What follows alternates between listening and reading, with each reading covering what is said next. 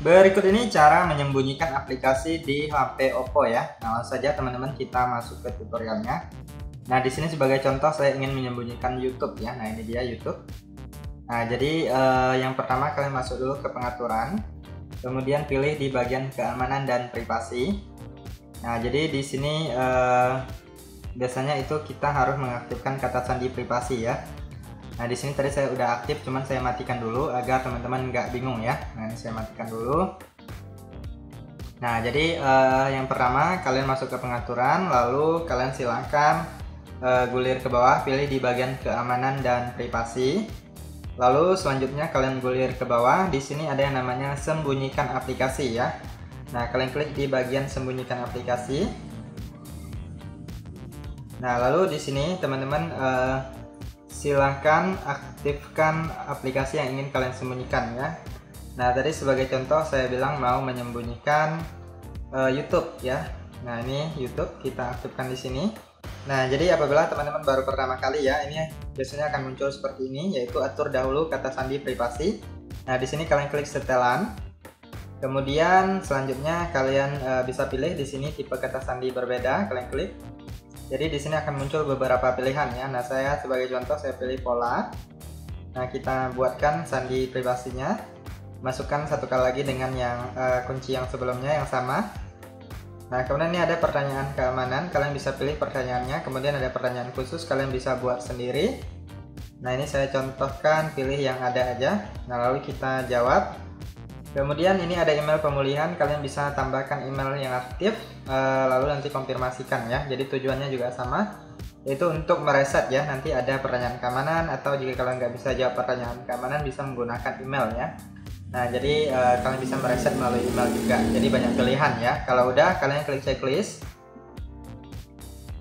Nah, di sini kita harus atur kode akses ya. Masukkan kode akses Anda di dial pad untuk mengakses aplikasi tersembunyi. Nah, di sini klik pengaturan. Kemudian silahkan buat kode akses Anda harus dimulai dan diakhiri dengan pagar. Nah, ini ada contohnya ya. Ini pagar 000 pagar. Nah, ini saya contohkan seperti ini. Kita mulai dengan pagar, lalu kita buat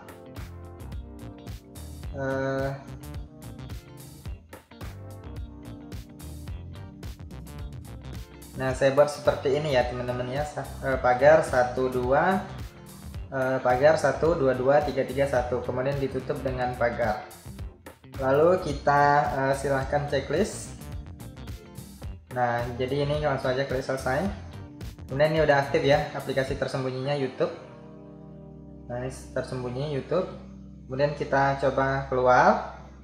Kemudian selanjutnya di sini teman-teman silahkan lihat tadi ada di belakang ya. Nah, ini udah nggak ada.